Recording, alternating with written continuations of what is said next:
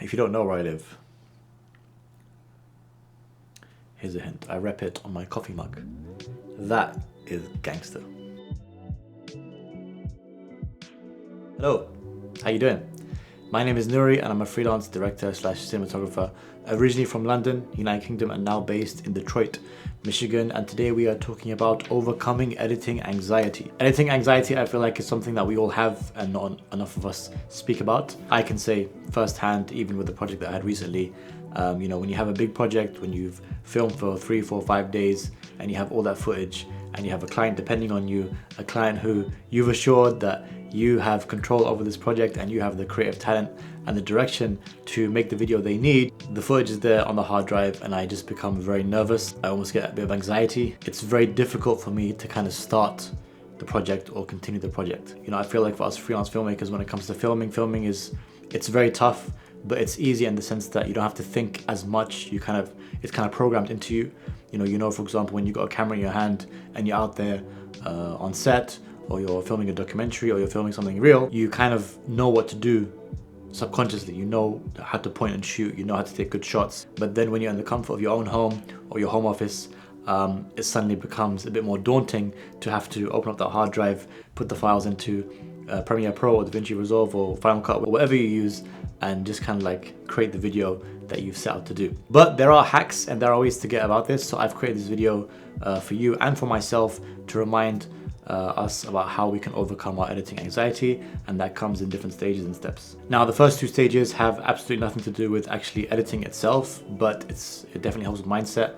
And step number one is to clean your room. Sounds funny to say, but one thing I always do before I have any project, before I have a lot of work, and even generally when I'm sitting in my home office and I have work to do, I make sure that my room is clean. If I come in and, for example, there's a bit of clutter, my home office ranges from being extremely messy to just a bit of clutter here and there. I make sure that the first thing I do is just clean it out as much as possible. Make sure my office is nice and tidy. It's nice to look at. It's a nice place to be in. There's a lot of daylight coming in through the windows. My desk is very comfortable and clean. And basically, it's just a nice place to be. There's an undeniable connection between you having a clean and tidy desk, with a lot of space on it, and you being able to focus in your work, and you being able to actually want to work, to sit down and use this space that you've created for yourself and to enjoy it. And sometimes you do need a change of scenery, so every so often I'll grab my laptop and go to a local cafe and work out of there, for example, or I might go downstairs, sit on the sofa and edit from there instead. But majority of the time when I have intense edits, I'll be here at home at my home office working. Number 2 is turn off all distractions, and I think this is very, very important. Your phone needs to be turned off, out of sight, out of mind, not on your desk, not in front of you. It needs to be put in a drawer or behind you or somewhere you cannot see it at all. Your WhatsApp web needs to be closed, your Safari needs to be closed, everything needs to be closed, and the only thing that should be open is your editing software. Sometimes I even go as far as turning off all my lights when I'm editing at night and leaving only my screen on and my side screen on, so I can't see anything else but the edit. There's nothing else to distract me from the edit itself. My second screen is purely for having a clean feed of what I'm editing. So essentially there is nothing around me to take me away from what I need to do, which is to edit. When it comes to focus, when it comes to thinking clearly, when it comes to being able to give your all to your work, a lot of that is about your surroundings and where you are. When I'm doing tasks that are mundane, like file management or things that don't require me to actually watch the video itself, sometimes I listen to, for example, classical music, movie soundtracks that I like. And ironically, this sounds funny to say when I say no distractions, but sometimes it can actually be helpful to put a TV show on a side screen, something that, it's very easy to watch, something you've seen before, something that doesn't require a lot of attention. When you're doing very mundane tasks that don't require your creativity and your focus as much, stuff like file management or work that's not related to editing, writing emails and stuff like that, having a side watch can actually be very helpful. But I think what's very important is to fluctuate as much as you can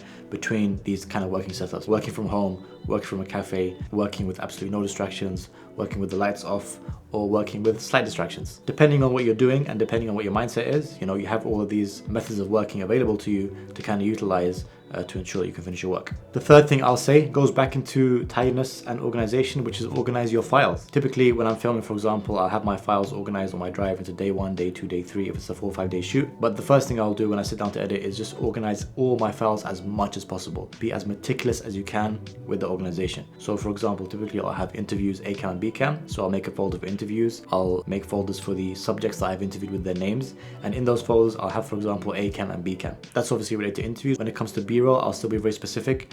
I'll, organize it in terms of location, or in terms of, for example, scene, if it's different scenes of the actual commercial that we scripted, for example. And even then, within those folders, I might even organize further depending on what the scene is. But basically, if I need any shot or any video, I'll know exactly where to go to get it. I don't have to comb through files and try and figure out what I'm using. That is essentially related to making sure that everything around you and everything on the screen is there to assist you in making your edit as smooth as possible and as easy as possible. Number 4, find your music first. This is something I always do. I might have like a basic, very rough edit of the interviews on the timeline, but generally, sometimes even before I even touch the timeline, I'll make sure that I go on various stock music websites and find the music that I want for my video. I feel like we cannot underestimate what music does for a video. It's very important. I would argue 50% of the video, of the emotions that you feel, is the music that you use. So depending on what kind of video I'm doing, if it's something, for example, that's meant to be motivational or inspirational or sad or emotional or epic, I'll make sure that I understand what the vibe of the video is and what kind of video it is, and then thereafter find the music that I need.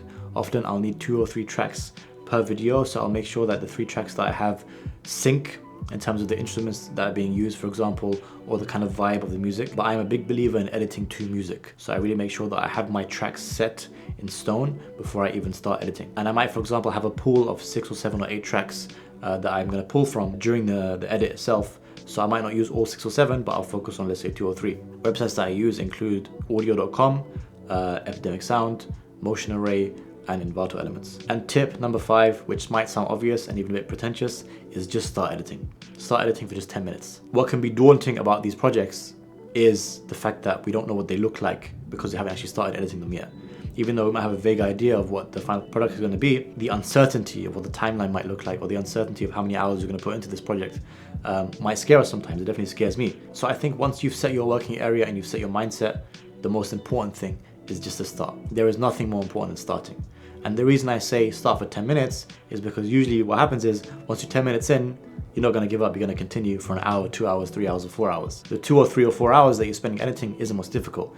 The difficult part is those first 10 minutes. And as a kind of side note to end, I think it's also important for us to remember that we know what we're doing to an extent. I mean, I think to an extent no one knows what they're doing, but to an extent we also know what we're doing because it's our job. We know how to edit, we know how to put stories together, we know how to kind of understand what clients' expectations are and translate that into video. We know what we're doing, and that's why we were hired to do this. I think sometimes I can say for myself that when I sit down and I'm just scared to kind of open the timeline and start editing is because deep down I don't believe that I can do it. But I need to constantly remind myself of the reality, which is that I know what I'm doing because I've been doing it all my life. It's what I do for a job. And I think that your anxiety and your uncertainty can sometimes get the better of you and make you lie to yourself and convince yourself that you don't know what you're doing. But I think it's important for us to remember our reality, which is that we are employed in this job to edit. We have been hired to edit this video. And if we've been hired to edit this video, that trust has been given to us, despite the fact that, of course, we know what we're doing because we've been doing it for a long time. Those were just some tips to overcoming editing anxiety. I hope you enjoyed that. I hope you found it beneficial. And I hope that after watching this video, your editing continues to become